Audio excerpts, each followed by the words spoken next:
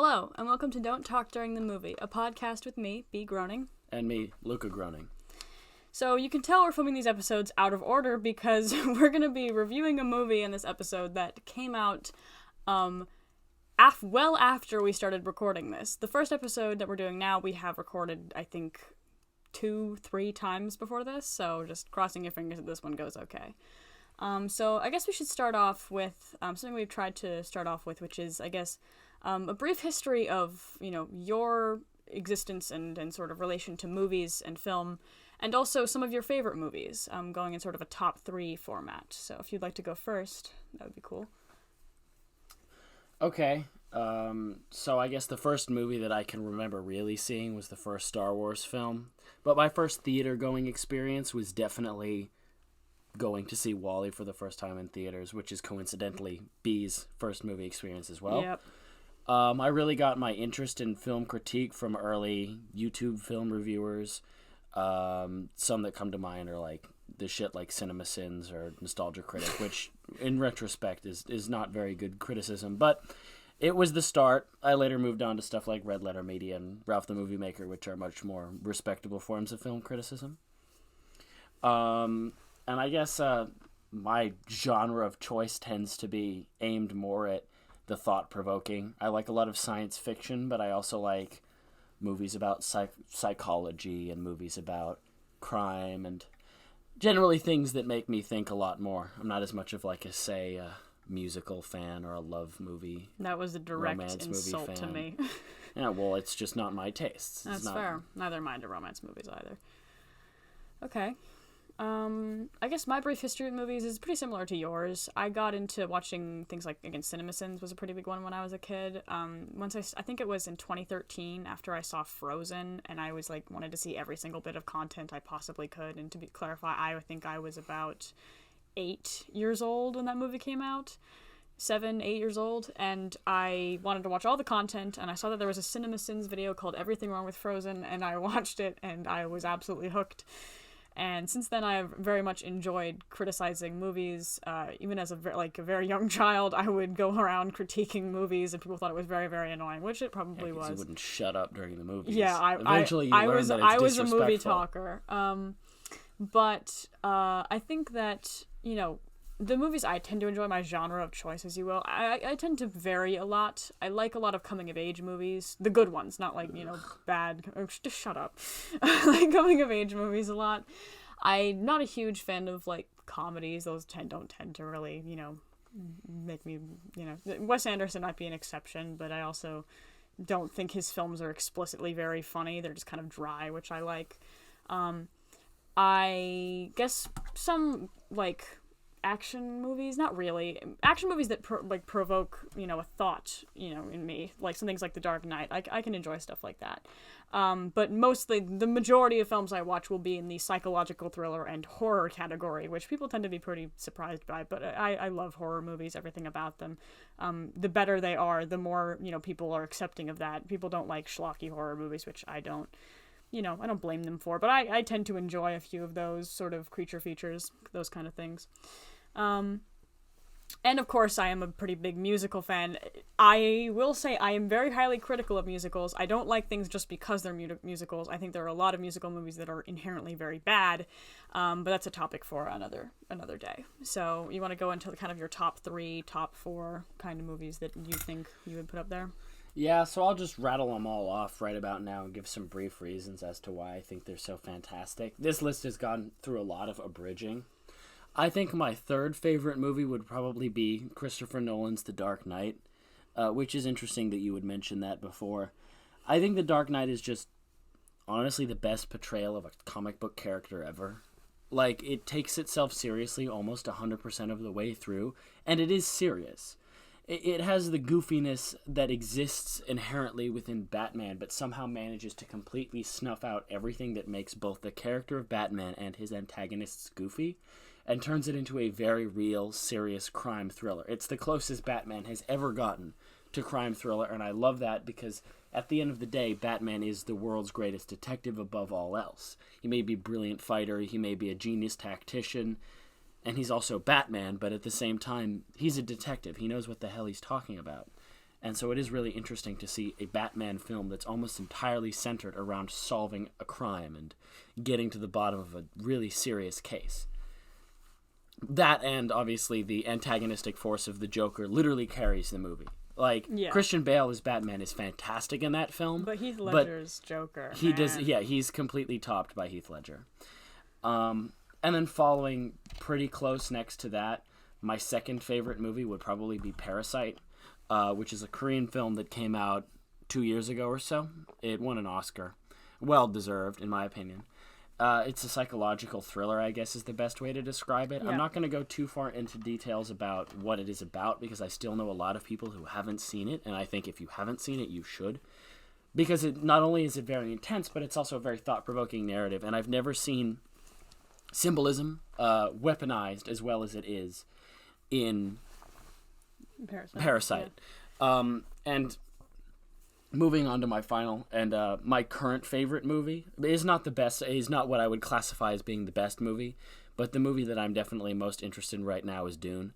Bianca's also going to probably say some stuff on Dune, and we're going to have a little conversation at the end of this episode about it, because we saw it pretty recently, and it's going to be a big topic, but Dune is just amazing. It's really crazy, and I think the best way to describe it, being a fan of Frank Herbert's work, is everything I was seeing, I was thinking back to when I read the book and being like, yes, this is what I saw. It may have looked different, it may have had a different visual style, but I don't think there's ever been a better adaptation of a book to film that I've seen, probably ever. I think that they captured the energy and the magic that Frank Herbert captured with Denis Villeneuve's version, and I think it's absolutely amazing. All right. Yeah, I'm going to have a long discussion about Dune, because though I will not put it on my favorite films list yet, it is definitely inching its way up there. So, yeah. I have to say, my favorite movies, I've been thinking a lot lately, because, in the first 2 times I've recorded this podcast, I have very clearly stated what my favorite movies are, but a lot of films recently that I've been watching just out of the sake of it have been putting a lot of things into perspective for me, and now it's a bit harder for me to tell, but my number 3 favorite movie is Stanley Kubrick's A Clockwork Orange, which I understand is kind of a bizarre choice, because, most people see it, they're not like, oh, that's my favorite movie. It's like a movie you saw, and you either loved it or hated it, and you kind of moved on with your life. Like, that movie just sticks in my brain like not many movies can, and I think that's something, something to speak of in and of itself. I also think that tied for second place, and this is going to sound kind of strange because this one has very recently made its way up to near the top of my list. I'm going to put the film Call Me By Your Name and the film The Shining on the same rung. I understand how bizarre that sounds, because, like, they're such inherently tonally different movies, but one thing I have realized over, revisiting some of both Luca Guadagnino's and Timothée Chalamet's work, that film is everything I want in a coming-of-age movie. And I don't think it's a good romance movie, but also in my mind it's not really supposed to be, but that's, again, another conversation, kind of a controversial pick for some people who don't really like that movie, and I don't really blame them. And The Shining, of course, is The Shining. It's kind of hard to not like that movie, especially if you're a cinephile like me. It's kind of like the perfect way to replicate such a difficult book to adapt into a film. I think it's absolutely brilliant. And my number 1 favorite movie is also kind of a bizarre choice that people tend to... Most very pretentious and... people who are like, oh, if you like movies, your favorite movie has to be like, I don't know, 12 Angry Men, or like something, classic. My favorite movie of all time is Heathers from the 80s with Winona Ryder. It's, again, I always say it's kind of an odd choice for a person who, I like a lot of classic movies, I like a lot of old movies, I like things that people tend to, universally think are the classics and such, but there's something special about that movie that always just grabs me as a person who was both young and very cynical and also likes dark comedy. It's complete, narrative of just showing people's indifference to suffering in youth. I think it's such a brilliant way and very funny way of showing that. And so that would be my number 1. So if you thought that was a confusing list, You are absolutely correct. So, yeah. Anyway, so the main topic we're going to get into this in this episode, now that we've kind of given our stance on some movies we tend to like, as, you know, unconventional as our picks may be, is a genre that I am less well acquainted with than I'd like to be. It's not that I'm not acquainted with it, actually. I have seen a lot of movies of this genre, but I do not like almost all of them. And this genre is science fiction. Now, this is much more Lucas' thing than mine, so I'll let him kind of take the reins at the beginning, at the very least. But science fiction is a genre that I have experienced a lot, mostly because you really like science fiction. But I tend to have, like, a physical aversion to watching sci-fi movies. I think a lot of the reason for this is I grew up watching all the Star Wars movies over and over and over again, and that just kind of put me off sci-fi, just in general, all those kind of classic sci-fi movies. Some that I like are, of course, you know, Dune, and I like The Thing. I actually don't like Alien that much. There are, the more I talk, the more I'm realizing there are very few science fiction movies that I actually like. So, you can, you know, list off some ones that you like and, you know, talk about, I guess, start off the conversation, in the question, what makes a good sci-fi film? And before I go into what makes a good sci-fi film, I want to establish what makes good science fiction, and by proxy, what makes good world building, right? So, when you're reading through a Tolkien book and you're experiencing an adventure, whether or not you like the way Tolkien writes, one thing genius that Tolkien does, that most good writers do, is they provide you with the world that you can believe exists. Okay, so not just that, oh, it's realistic, but it feels like outside of what the main character is experiencing, outside of Bilbo Baggins' experience, there is some random... Sorry, I can never hear his name without laughing. Okay, whatever, fuck it. There's some random schmuck in a town that they visited once who's living his life normally, and he has an existence in this world outside of the main characters. That makes the world seem alive, and it makes it feel like things are happening outside of what just the main characters are doing. And it's a hole that a lot of science fiction falls into the worse it gets. A good example of really good and then by proxy really bad is Star Wars. Really good is the first movie. You see moisture farming, right? They have to suck moisture out of the air on Tatooine because there's no water. Now, that's an interesting way of doing it. That's an interesting fact of life. People, like, actually harvest moisture from the air. It's a job. It's like farming. And so you feel like, and you can imagine people doing this job in an everyday life, just being farmers their whole lives. And so it gives the world of Tatooine a lived-in state. It feels like people live there. It feels like people trade there and go to the cantina on weekends to go get drunk, you know? Right. Then by proxy, you have the newer science fiction films, right? Star Wars films, I mean.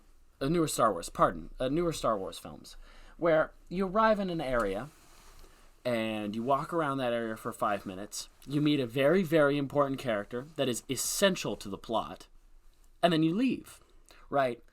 Now, I know what you're saying. Oh, they did that in the first movie. They went into the cantina, they met Han Solo, they left. But the difference between the cantina and, say, Maz Kanata's little bazaar, right, is in Star Wars, they went to the bazaar, they instantly sat down and met Maz. They talked about the lightsaber. Rey goes down. There's a plot element. The bazaar gets exploded by Kylo Ren and his dipshits. And then the main characters flee to the next area, right? What's the difference between these two scenes? Well, in the cantina, you walk into the cantina and instantly see that there's a level of life. There are people doing things. There's people playing chess, people bumming around, and people think like, oh, the bazaar has the exact same thing. Well, not really. Yeah. There's not as much lived-in nature. It just kind of feels like in the bazaar, they're just recreating and just retreading.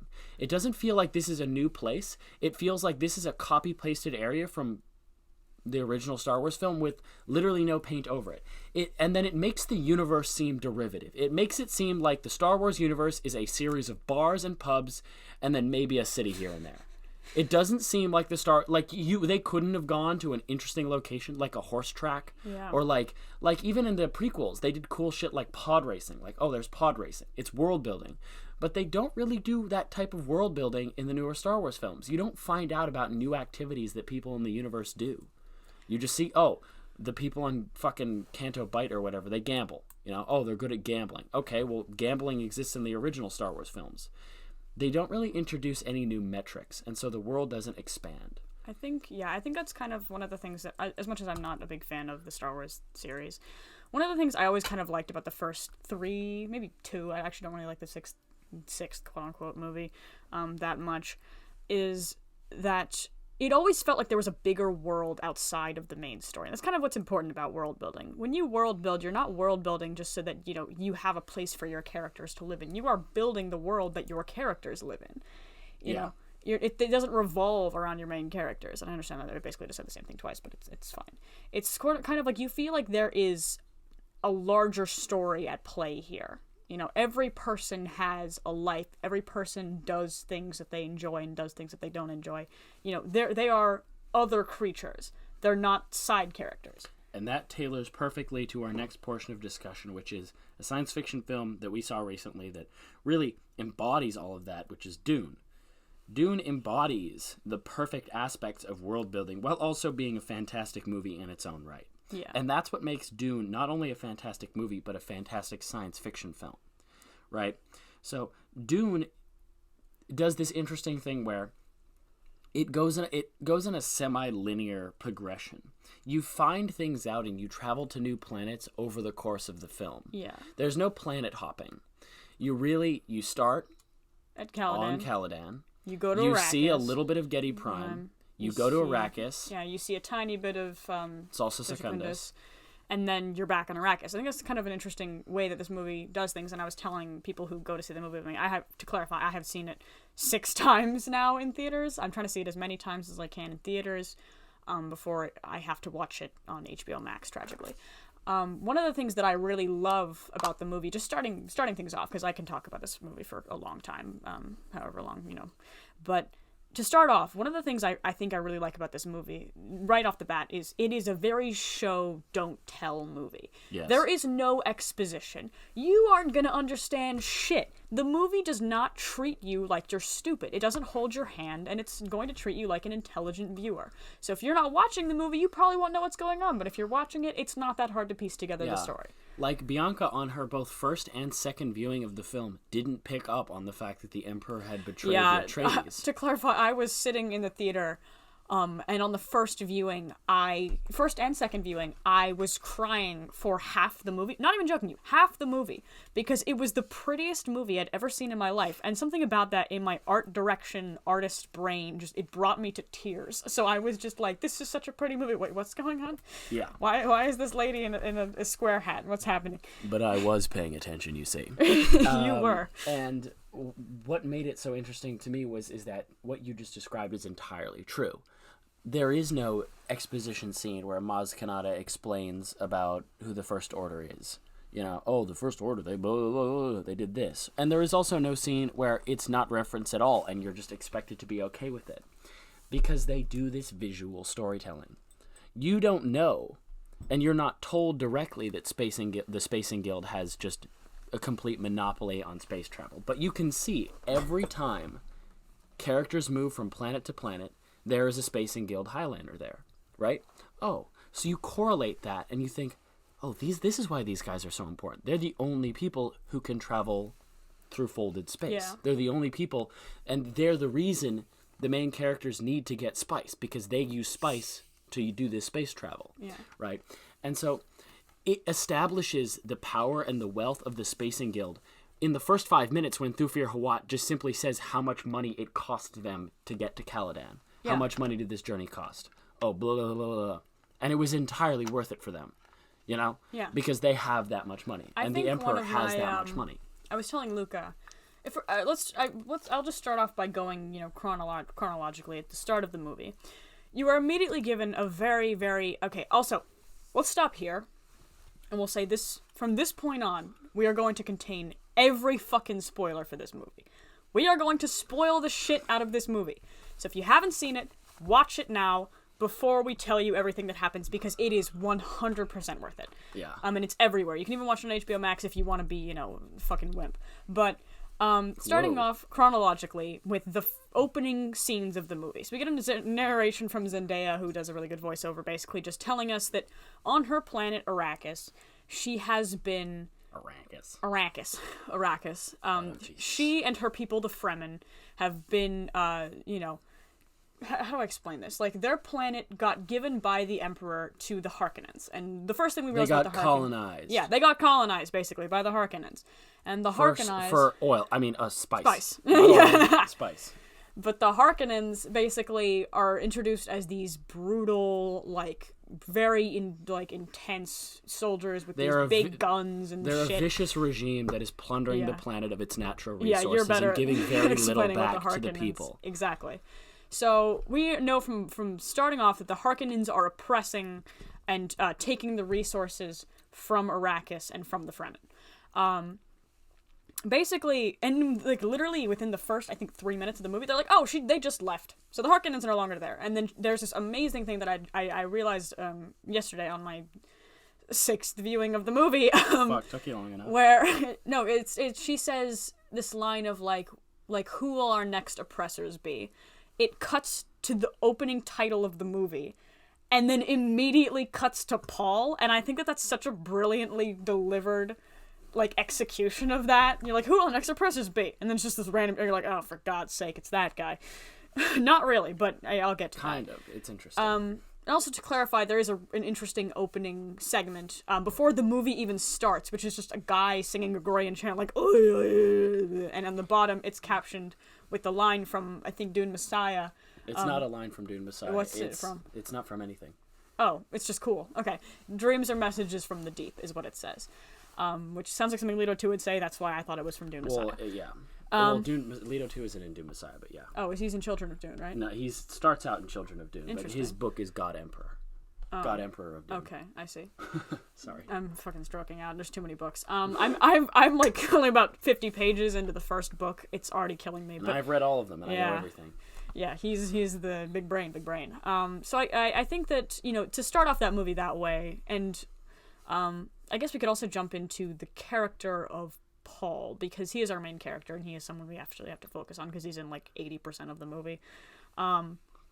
So starting off with, I guess, what this film is based on. This film is the hero's journey, basically. I'll give a brief synopsis of the plot. Basically, the Emperor, God Emperor of Mankind. No, a nice 40K reference. The Emperor, who, Mads Mikkelsen, I'm going to call him because I hope he plays him in the next movie, essentially gifts the planet Arrakis to House Atreides, who live on Caladan. And House Atreides is one of the great houses. And the Duke, Leto Atreides, played by Oscar Isaac, who is absolutely the best performance in the movie. Yeah. He takes Arrakis, basically, and he's like, all right, we will lead this planet. His wife, Lady Jessica, played by Rebecca Ferguson. Wife. Concubine, sorry. I forgot they're technically not married. She's his concubine. And his son, Paul Atreides, who is our main character. And Paul Atreides basically starts out as, I wouldn't call him, he's not a weakling, he's not a wimp, he's just kind of a sheltered kid. He's understated, he doesn't understand the nature of what's going on, he doesn't understand the danger that Arrakis possesses. And actually he can end up sounding, in some scenes, I think they demonstrate it pretty well in a scene with Gurney, when he has to, it's the sparring scene. So there's a scene where, you know, he's training with Josh Brolin's character, Gurney Halleck.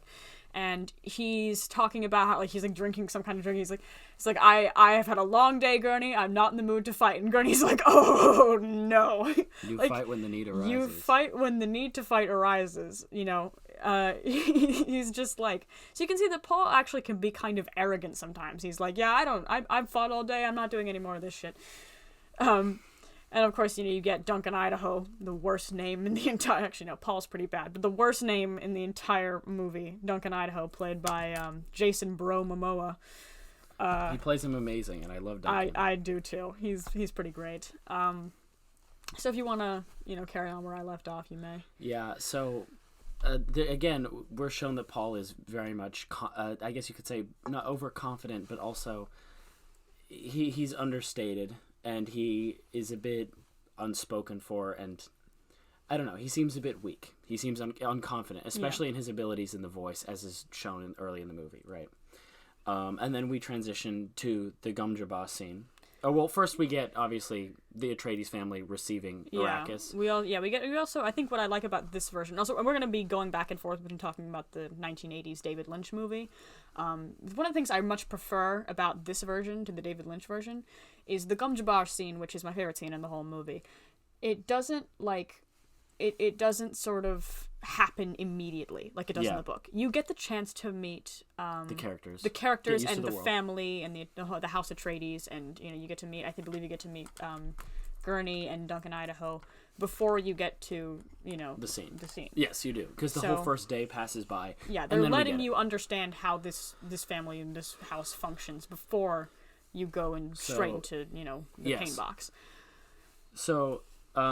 The scene happens. The Gom Jabbar scene with the pain box is very famous in the book because it's a really good setup for how absolutely insane this universe is. Right, you kind of get this bizarre introduction to a magic system, and it's a hard magic system. There's definitely rules to it. Yeah. But what I was interested in with this film is how they portrayed the almost instantaneous change of Paul's character directly after this scene happens. Yeah. Because the scene happens, and you first of all, it's portrayed absolutely beautifully through the music and the sound design, and Denis Villeneuve's sort of Denis Villeneuve's directing style. His directing style, but also through the acting of the leads in this scene. Lady Jessica, the Reverend Mother, and Paul are all played absolutely fantastically in this scene, and you can really tell that Timothée Chalamet is really nailing the look of absolute fucking torment. Yeah, because I remember in the theater when I watched it, some guy was laughing, and I'm like, listen, you would not look pretty if your hand felt like it was literally about to burn off. If your flesh was being burnt off your skin, and it feels horrible. Basically, it's like the worst pain imaginable. But there's a scene towards the end where the whole point of the test is to see if he can handle the pain. Yeah. And what's interesting is that at the very end, you can almost see him taking the pain and then channeling it towards and honing it like a weapon. At the very end, he looks back up at the Reverend Mother, and he looks absolutely just mad, absolutely furious, rage, not even rage, insanity, mad. He's like, oh no, he's crazy. He looks crazy, and it just really shows. And then right after that happens, she cuts the box off and says, "That's enough," because she realized she pushed him too far, and she was quite literally, as you can see, and when he stands up and is taller than her, she is afraid of what he had experienced or what he would have done in that situation. I think one of the interesting things that is kind of carried over from the book from this scene, because it's very important, is that what they're doing here is seeing if he is an animal or if he is a person. If he had caved into his animal base instincts, he would have taken his hand out of the box. But she wants to see if he has the control to keep his human head on his shoulders and withstand the pain. And I think that's what's kind of interesting. At the beginning, it looks like he's trying so hard to not take his hand out of the box, because of course I would want to as well. But it's that flash where he looks up at her, where you can see that he has control over this pain and this anger in the situation, and is now weaponizing it against her, the Reverend Mother. And you can see she is visibly afraid. And I think, it's brilliantly done scene. And all that. So that all happens, and then it transitions into obviously the introduction to Arrakis, the leaving of Caladan, which is accompanied by probably the best score in the movie. Yeah, accompanied with some visuals that might be my only problem with the movie. I think for some reason something so funny about the visuals being very anticlimactic comparatively to the soundtrack being so loud. But when they're packing up the house and it's they're just kind of moving, but the soundtrack is dun dun dun dun. Well, I think it works actually really well when the Atreides ships, the frigates, are coming out of the water. Yeah, and that's he puts just his hand in the water. He puts his hand in the water, which is really poignant. I saw people complaining about him sticking his hand in the water, why is he doing that? That's such a dumb thing. It's because he knows he will probably never see this water again in his lifetime. And not only that, but it's a really good parable to when he later, once he lands on Arrakis, he sticks his hand down into the sand and feels the spice, and it's a very good comparison. Yeah. And it's showing again the change in how he's learning to become he's adapting like the planet. But the arrival on Arrakis is done really well. Obviously, you've got the ships, which look fantastic. And then you have the introduction to my favorite, I guess you could say my favorite ship in the movie, the first real introduction to it, which is the Atreides ornithopters. They make no sense. Scientifically, they're ridiculous, but they are probably the coolest looking science fiction aircraft I've ever seen. I don't know what it is. They sound like a helicopter on fucking steroids. They look like dragonflies. They look like dragonflies, but they look like beefy and like militaristic and fast, and they're really impressive looking. And the shit that they pull off with them in this movie, it made me love the idea. Because in the books, I thought they were stupid. I was like, oh, this is really dumb. Why are we on a desert planet where we have things with winged blades? Like, what the fuck? That'd be so inefficient. And it is. It is so inefficient. And in real life, something like that would never function in the sand. But this isn't real life. It's cool. It's cool as hell. And that's all that matters. Yeah. That plus the entire, like, for the first time you see Arrakeen, which is the city on Arrakis that they are going to live in, you start to kind of get that bit of, like, Denis Villeneuve really thought of everything. Like, you see that on the city, nobody's walking around outside because it's so hot. Everybody's walking through the underground tunnels. And you're like, oh, wow. Like, he's really, like, put thought and effort into making just this simple city that you barely see in the film. You only see it for a few scenes. And then later in the film, obviously, during the attack, it gets destroyed and it gets carpet bombed by the Harkonnens. But, like, again, they establish the city so well, even though you spend the entirety of the time in the city, just in the palace. Yeah. Maybe a little bit of time outside, but not really anything. He never leaves the palace grounds. Yeah. He never goes into the town area. He stays very specifically in the palace. And actually, the one time he looks at the spice harvesters, he goes down to the spice area. But yeah, that's a scene we'll talk about in a second. I guess it's a good time to also introduce the main driving plot kind of this movie, which is the concept of the prophecy. It's a prophecy. I am usually, I should clarify, pretty big hater of prophecy stories. They drive me a little nuts, but this one's not too bad, and it's not too pretentious, which I'm glad about. And it's different because it's not a real prophecy. It's really quite interesting because it is the Bene Gesserit's manipulation. So the Bene Gesserits basically have, as they say in the movie, been carefully crossing bloodlines to create a mind that can bend space and time, past and future. They call this the Kwisatz Haderach, which I'm probably saying wrong, but which is a very hard word to say. Basically, there are multiple terms they use in this movie. The Messiah Gaib is the mother and the son, which is Lady Jessica and Paul, kind of their term for Messiah. And, of course, the Muad'Dib, which is the name of the desert mouse. Those are just some terms that are going to be relevant. So the Kwisatz Haderach is the name of a man who can possess the powers of the Bene Gesserit. And one clarification I always love to make when I talk about this movie is that I love that, it also, and this is in Frank Herbert's version, they're not saying that if a man has the powers of a woman, he is automatically stronger. It just means he has absolutely zero control over himself while the women actually know what they're doing. I like that because it's not inherently saying, oh, he's just better. I think that's great. It goes to show that the reason that most of all the Bene Gesserit are females is because the Bene Gesserits are capable of controlling the voice. Whereas to this point, a male has not been able to do that. Although Paul Atreides and the prodigy of Paul Atreides are. Yeah, I think what's interesting is also in the book they clarify that it's not that the Kwisatz Haderach hasn't come before. It's just that every man who was tried died. Yeah, they all died. So I think that's quite interesting. But basically, you arrive on Arrakis, and Paul is obviously like, okay, he hears about it before. He's like, all right, and so I'm just a part of a plan, whatever. He is, yeah. But basically, you arrive on Arrakis, and all of a sudden, all the people of Arrakis are immediately just like, oh, it's the Musan al-Gaib. They're in instant recognition of his position, because the Bene Gesserit have been planting seeds within the people. They've been spreading rumors and creating prophecies for generations. One woman mentions that once you believe in something your entire life without any signs, a moment of revelation is like a shock. Because again, these people have been believing this, and it's been implanted into the people of Arrakis' minds for millennia. Like for so hundreds of long years. That the Musan al-Gaib is going to come and so like them actually seeing it, it's like their Jesus moment. Mm-hmm. And that's interesting because they never actually directly state whether or not the prophecy is true and it's a real prophecy, or if this is just more manipulation from the Bene Gesserit. Yeah, to clarify for people who are the uninitiated, the Bene Gesserit are basically just like the Illuminati, but they're all women. Yeah, nuns, but like weird and creepy.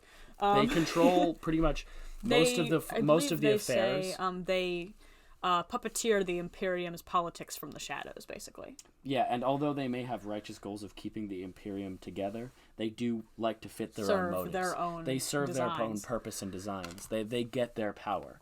And the only organization that has any leeway against them is the Spacing Guild. They're the two rival powers, and they're not really explored all that much in this film, but I assume that in the next film they will get at least some recognition. I hope the Spacing Guild gets more visuals, because we've gotten a lot of Bene Gesserit, and the Spacing Guild is the counterpoint. In the original, that's one thing David Lynch actually got right, is that the Spacing Guild were powerful enough to make the Bene Gesserit sister in the room with the Emperor leave, because he refused to speak with the Emperor unless they were completely alone. Okay. And he had so much mental... his fortitude was so strong that the Bene Gesserit sister had to be in the same room as him to read him, and he wouldn't allow it. Which is interesting, because it shows that these two forces are like magnets. One is not necessarily more powerful than the other, but they repel each other naturally. Right. And although the Bene Gesserit rely on the Spacing Guild to travel from system to system, the Spacing Guild was most likely a property of the Bene Gesserit originally. Right. They were most likely created by the Bene Gesserit, which is interesting. But there's a lot of interesting world building that, again, you only see in the background of this movie. And right, because there's so much world building. And if you're a fan of the books and you've read the books, watching this movie is like, oh my god, they showed this, oh my god, they showed this, but they never directly say it.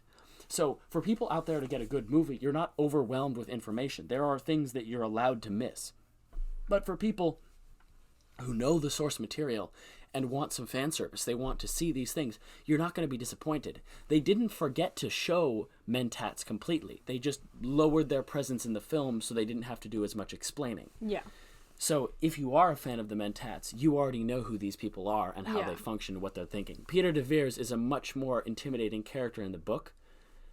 Just like Thufir Hawat is a much more powerful character in the book, which is my biggest problem with this movie, is that those characters are severely underutilized, especially Peter, considering he's now Pater dead. was always kind of like, I hate him. I've only gotten very, very shortly into the book, and I already think he's an annoying bastard. But he's not like that in the movie, and that's a bit disappointing. He doesn't have as much I think edge. it's a blessing and a curse. I'm so glad I don't have to listen to his shit, but I also kind of wish I had to listen to his shit. The Baron is fantastic. Terrifying. Stellan Skarsgård is yet again very, very good at acting a character that is almost completely inhuman. If you look at Pirates of the Caribbean with Bootstrap Bill, like, he's barely a human in that movie. He looks absolutely insane, and yet he's still brilliantly acted. It's the exact same thing here. But he's got all these crazy prosthetics and all this crazy makeup and CGI effects, and he's basically supposed to look like this disgusting balloon of a man, and yet he still manages to pull off that acting, kind of like Jim Carrey.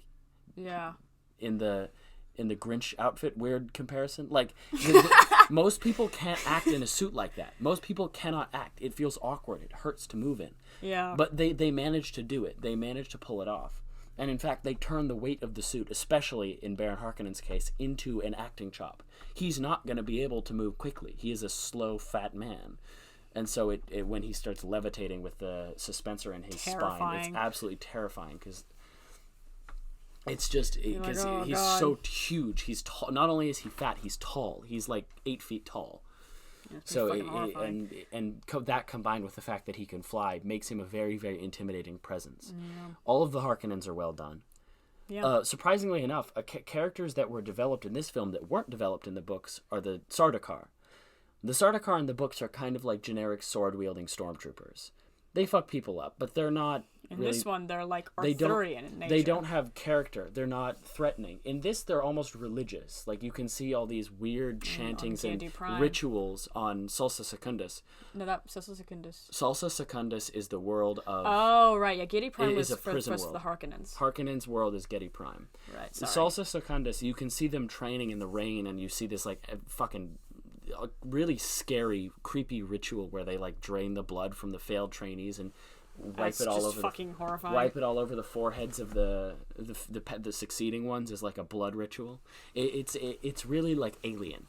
It looks like something that some like fucked up tribe completely disconnected from the entire world would end up doing. Yeah. And because of that, it makes them so much more intimidating. And the way they fight and the way they talk is so alien that they have this really creepy presence, whereas the Atreides are much more noble. They remind me almost, again, Arthurian, but more like the Knights of the Round Table type. Less of a... They're more like noble. They're helpful. They're chivalrous and brave, and they have this mystical, medieval perspective to them. Except the bagpipes, that was a little stupid. That is medieval, though. It's it is very still stupid, mystical though. and still very Arthurian. Mystical. Yeah, it is, because it's reminiscent of times past, which makes it seem like both a step forward and a step backwards into the past. That's and that fair. makes it gives it character. It's not as simple Yeah. as just, oh, they have just a guy with a synthetic machine making music. It's, no, this is a man with a traditional, real instrument playing music, which shows Right. that the Atreides value that realness of the music, which is cool. I think that's actually awesome. Fair. I guess a really interesting scene to pick up on this from is the ripples in the sand scene. Oh, yeah. So basically what happens is that they're like, okay, well, we have to, make a ton of money off of these spice sands to send spice out so that we can, make some money off the Spacing Guild and such. And so basically they go out, with Dr. Kynes, who is, I believe, I forgot what they call it, the something of the change. Overseer Scholar of the Change. Overseer of the Change. Overseer of the Change. And basically, so they're like, okay, we're gonna go out. Dr. Kynes is one of my favorite characters. I love her. She's so cool. Judge of the Change. Judge of the Change. That's what it's called. I thought it was Overseer. No. Basically, they go out and in an ornithopter. There's 3 ornithopters, and one of them is piloted by Duke Leto Atreides. And they go and they see a spice harvester. And one of the things I think is so interesting about the scene is the use of scale. So you see the ornithopters, right? And you see, oh, there is a sandworm coming towards the harvester, because sandworms, which Shia Hulud, the sandworms, are attracted on Arrakis by rhythmic noises. Vibrations in the sand. So a sandworm will always end up coming for a harvester. Eventually. So they have to... You pick them up using a carryall. So which is a ship that comes by that picks up the harvester and takes it back to base. Every time the worm comes, and it always comes, a carryall comes to remove the harvester and save all the spice that they managed to gather. But this time, the carryall's arm breaks. And you see it coming, and it's nerve-wracking, because, like, oh, we got 4 minutes? Okay, I got to carry all in 3 minutes. 4 minutes. They're 4 cutting minutes, it close. Yeah, but 4 minutes before the sandworm comes to But everything. it's genius, because the people in the harvester aren't scared. They're just like, this is routine for them. Oh, the harvester is coming in 4 minutes? Okay, well, we'll make it there in 3. Yeah, sandworm's coming in 4 we'll minutes. make it there in 3. They gotta harvest to the last minute. They never stop the harvester until the carryall. Because this time it doesn't work, the carryall panic breaks. will ensue, and now we can't get this harvester off the ground. But so they begin calling in, saying, how many people are on the ship? All right, 21. Our ships can only fit 6. We'll find a way. We'll get 7 people on each ship. So this scene I love, because I think that one of the greatest aspects of this scene is obviously the sound.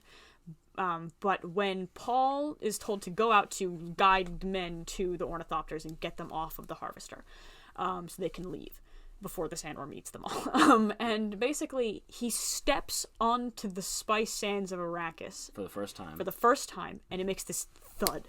Dum. Yeah, and I think that's a really, really great thing about the way they display Paul's character. Because the thing about the Muad'Dib, this messiah for the people of Arrakis, is that he will know the ways of Arrakis as if it were born to him. So he knows how to put on a still suit despite having never put a still suit on.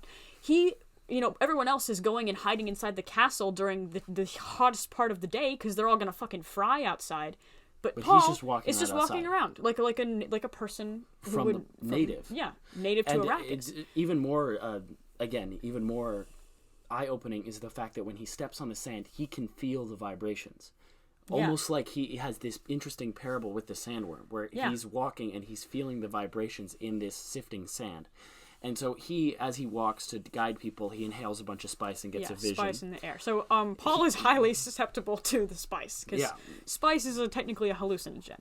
It's a psychoactive chemical. So he breathes it in and he's like... It gives Paul prescience. It lets him see the future. So he's sitting on the floor and...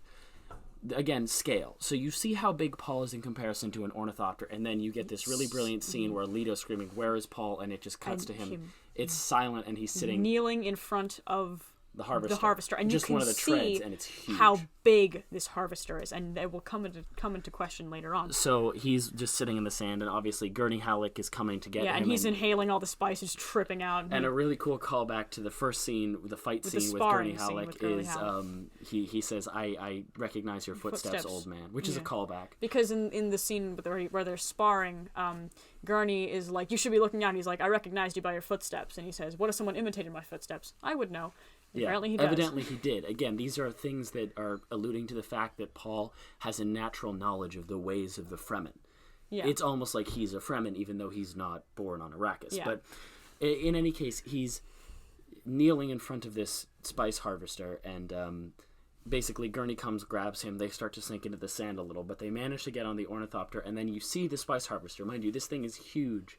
And then right after that, the sand opens up, and you see a sandworm eat the entire, and all of its teeth and the way it moves and rotates. It was horrific to see it originally. I was like, what in God's name is that? Because I remember you said right before you saw it, you said, "I want to see one of those. I want to see what one of those looks like." I'm like, there you go. I'm like, holy shit. It's giant. It's humongous. I was just absolutely losing my mind. Yeah, that was one of those lost in the moment parts of the movie where I was like mouth open, staring at the it's huge, and it really portrays, again, because the harvester is big, and you see sandworms later in the movie, but they're never that big, and that's because you only ever see smaller ones. So that is the biggest sandworm you see in the movie, and you're just like, holy shit, how fucking big do these things get? My God, because it eats the entire 50-man spice harvester in just one go. Yeah, and I think that and the music is fantastic. The music. It's so loud. One of my favorite things is that periodically throughout the movie, a few times, there is this lady who comes in the background and starts She's not in that scene. Yes, she is. As they arise from the sands and he's hanging off of Gurney Halleck's hand, she starts singing. Periodically throughout this movie, this amazing singer comes in the background. She's like, hey! It's amazing. Every time there's something really interesting that happens, she'll just start singing, and I'm like, this is so cool. So that was an introduction of some of our favorite scenes in the movie. So, going back to bigger story elements here. Yeah.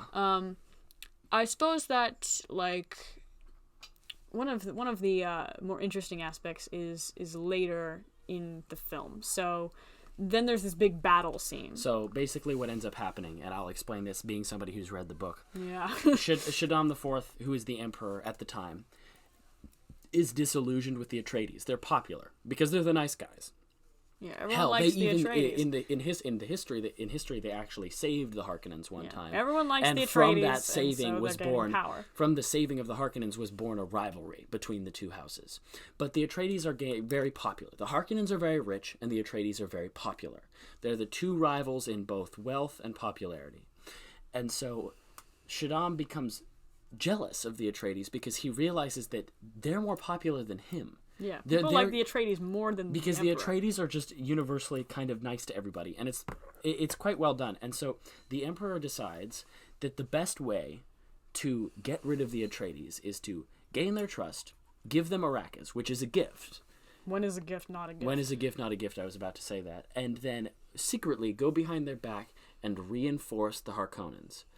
And give them Sardaukar warriors, who are the best warriors, and the only reason the Harkonnens were able to win the battle against the Atreides soldiers, because the Atreides soldiers were holding out until the Sardaukar showed up, and then they just got fucking the floor wiped with them. Yeah.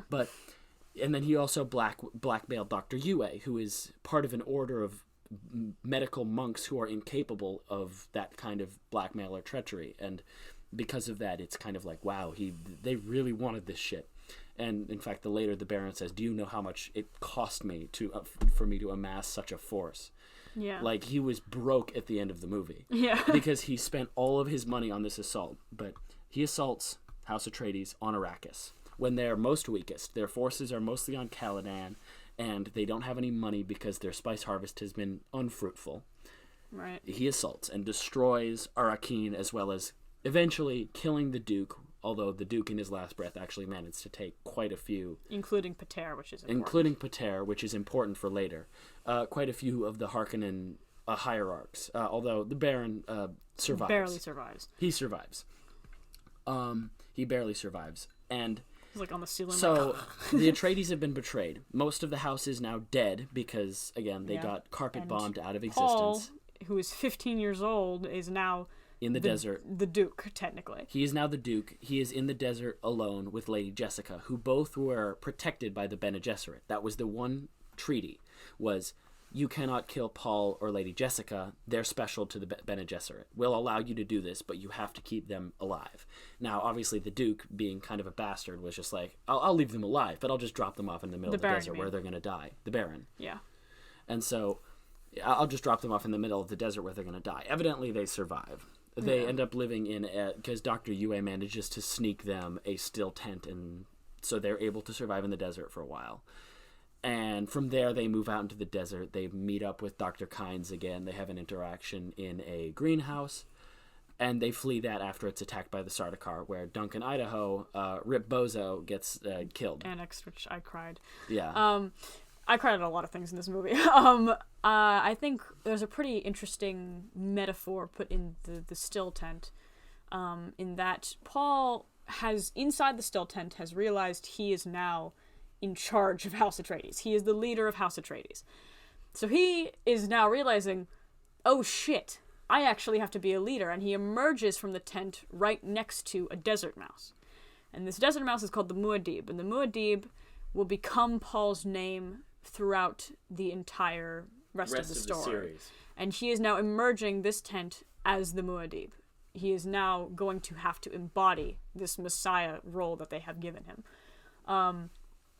And then they have an encounter with a sandworm after they go through this whole storm, where Paul is having more visions, which are all pretty interesting, but we'll skip over them for the sake of time, of a friend character who will teach him the ways of the desert. And he spends a lot of time in his visions with this friend, which is important. So basically, they fall to the ground, run away, and they have a close encounter with a sandworm, which is single-handedly one of the coolest-looking scenes in this entire movie. It's not the coolest-looking scene, because the coolest-looking scene is the Hunter-Seeker scene, but we skipped over that because it's not, like, super relevant to the story. Basically, it's just an assassination attempt on Paul at the very beginning of the movie. But the second most coolest-looking scene in this movie is the encounter with the sandworm. Holy shit. So the whole thing comes above ground, and Dr. Kynes has already died, which was a super cool scene, too. She, hits the ground when the sandworm swallows them. What's the coolest thing ever? But the sandworm comes above ground and just kind of hangs out, right in front of Paul. And then a thumper, quote-unquote, saves them. Well, the thing is, they were on rock. I don't know if you noticed that. Yeah, they're on rock. The sandworm cannot hear them anymore. Yeah, so the sandworm stops dead in front of them because they managed to climb onto a small rock, and you get this just fantastic shot of both Paul and Jessica standing right in front of the gigantic mouth of this thing. And this is like a baby sandworm, because you can tell by scale. It's a small one. And you're this thing is huge. It's giant. Compared to the one that you see before Eat the Spice Harvester, this thing is tiny. So it's just... It's just chilling. It sits right there in front of them for a few seconds, and you just hear the sounds it makes, and it's terrifying. And then it goes off and it digs back into the sand. And every time it breaches the sand, it's so cool, because I never knew how you would be able to portray a creature moving through solid matter. Because imagine how hard it would be to sift through sand. Yeah. They do it because it sounds like a fucking tidal wave. Yeah. Every time. It's slamming through solid rock every time it has to go somewhere. And so basically, Paul and Jessica continue to travel through the desert. And this is a good time to mention who Chani is, because I realize we haven't really talked about her. Yeah. So Chani is a character who is not in the movie that much, but is incredibly relevant to the story. So she is the girl in all of Paul's visions. Every fucking time he has a vision, he sees Chani, who's played by Zendaya, who I am in love with. And basically, Chani is shown to be, obviously, an object of his romantic interest, because, duh. But also, she is kind of like the representation of the Fremen to him. Yeah. That's what the Fremen are. She is a Fremen girl. And so he dreams of her all the time, and dreams of a lot of things relating to her. The first dream in the movie is of her. Her talking, her voiceover at the very beginning of the movie talking about the Harkonnens is her. And so you do... I heard of a bunch of people complaining about how she doesn't get enough screen time in the first time we watched the movie. It's not like she's in the movie for 5 minutes at the end of the movie. She is in the movie throughout the whole film. She's just all in visions. There. She's just in visions. And she's going to be incredibly relevant in the second movie. Dune Part 2, which has been confirmed. Yes. And so basically, he is in the desert with his mom after the sandworm fight, and fight, quote unquote. Sandworm just kind of chills there. They just kind of run away. Yeah, they just kind of run away from the sandworm, and basically what happens is that they're confronted with Javier Bardem's character, the leader of Stilgar. Yeah, Stilgar, who's the leader of a siege. You meet him earlier in the movie. He's just to demonstrate that the Fremen just kind of want to be left alone. Yeah. They're cool the Atreides are here. They don't like them being here, but they're okay to just let them be there as long as they don't trespass in their sieges. Yeah, if the Fremen are allowed to exist within their sieges and are allowed to live without torment and attack, persecution, then the Fremen are honestly okay with the Atreides. They don't prefer it. They would like their planet to be terraformed, which is mentioned earlier in the film. They want their planet to be terraformed into a functional planet where there's water, because there is water beneath the sand, but they can't do that because the Emperor won't allow it. So they'll settle for the Atreides being benevolent rulers of the planet, being nice. Yeah, and so basically, you meet up with Stilgar again, and Stilgar recognizes Paul, and he basically says to Paul, like, okay, you can learn our ways. Your mom can't. And the mom beats the shit out of him, and it's fucking hilarious, and I love it. She's great. But basically, they decide they're both gonna go. But then, interesting kind of plot twist. The quote-unquote friend from Paul's dreams stands up and says, no. They're not going with us. I forgot what his name is. He says, no. That's not the friend. No, that's the guy. That's the friend, quote-unquote. So... he was supposed to be Paul's friend, but now he's saying they're not going with us. That's not him. That's a different guy. No. From the book, I've read past that. That's a new guy he meets. Really? Because it's the same guy. Okay, he's currently trying to speak parcel tongue to me. I think so I've gotten basically what wrong. happens is the character you see in the dreams, this is actually something you might have missed. The character you see in Paul's dreams who is like teaching Shani and Paul, that's not the guy who challenges Paul. It's the same actor. It's a different actor. That guy, yes, that I noticed very he has a different beard. But that guy who teaches that he teaches Paul how to ride the sandworm later. Oh, okay. That he comes in later. Guy. It is a different guy, but they need to get to the siege first before you see that. But I could swear to God it's the same dude. I have to look it up. Hold on a second. They do look very similar. In any case, I'm gonna do some. No. We gotta let's finish the podcast. No. I'm figuring this out here and now, because I swear to God, it's the same guy. We probably should have sorted this out before we recorded this. It's not. So the basically the guy who he challenges Paul because he doesn't believe he believes that because basically that Paul is unfit to rule, right? No, it's the same guy. He actually punishes Shani. That's the same guy. I'm right. It's not. You're not, because I've read the books, and trust me, I know. Maybe he's not credited, but listen to me. Let me continue. So he challenges Chani, right? And instead of Chani going up, obviously Paul fights him as her champion. So Paul goes up and basically has a vision of the fight happening, and he sees the fight going wrong and him getting fucked up, which is a really interesting symbolism for the fact that later on when Paul actually ends up fighting this guy and winning, you realize that vision wasn't a vision of the future. That was simply... I'm right. Paul failing to... That was just Paul basically losing himself as he kills a person, right? Because it's mentioned in the dreams that once you take a life, you take your own. Yeah. And I would like to clarify, I just looked it up. Denis Villeneuve has confirmed that this is in fact the same guy. So I'm going to explain what my interpretation of this is. It's explaining to you two things. One, that this friend, though things have not gone as foretold in Paul's dreams of him having this lifelong friendship, this guy still taught Paul things because Paul saw him in his visions. So he still has a role in Paul learning the ways of the desert because they spent time in Paul's dreams. And they also... And also, to clarify, the character is there to present the idea that Paul's visions are not always correct. So Paul's visions might not always go according to plan, and especially it's also demonstrated by when Paul basically, like, in his dreams, yeah, he got killed by this guy, but he was able to easily fight back him. and easily overpower him because he has this voice in his head also telling him that he can change his own fate and his own destiny from what he sees in his head. So, interesting little, discussion we've had of deciding whether or not Jimmy's is the same. Anyways, but the film ends pretty much on Paul finally taking a life, and then you have this pretty fantastic scene where Paul kind of has a revelation that of what he has become, and realizes that he needs to lead these people, and his road leads into the desert. And then you have this great final scene where you see a guy riding a sandworm, and it's very hype, and then the movie ends, and that is the end of Dune Part 1. Forgot to tell you, it's Part 1 of 2. Yeah, so the film... And Part 2 is coming out in 2023, so get ready, 2 asshole. years. You've got 2 fucking years until you get to see the second half. Might as well. Read the goddamn book. book. Probably take me the whole 2 years to read the goddamn book. Read the book. You will like it. That's not true. It's impossible to get through, but it is a very good story. Okay, I will not like it, but I will get the story. It. Yeah. You'll get the story so that when you watch it, you'll see little things that they reference. Like, ooh, I like that. Ooh, Yeah, so there's a bit of debate at the end on whether or not Jamis is the same guy from Paul's dreams. He is. Fuck you.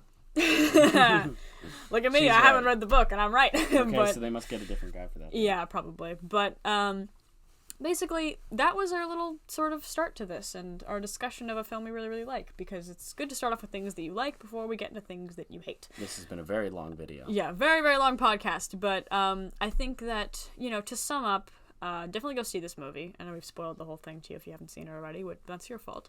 Great performances all around. If it doesn't get nominated for an Oscar, I will throw hands. Yeah. And also would highly recommend the video of Denis Villeneuve breaking down the Gom Jabbar scene. I think it's just such an interesting video. Also, he is such an interesting man to listen to. His accent makes me want to fall asleep in, the correct way. Yeah. But anyway, thank you so much for listening to episode 1 of Don't Talk During the Movie, a podcast with me and Luca. And I guess we'll see you in the next episode. Goodbye. Yee.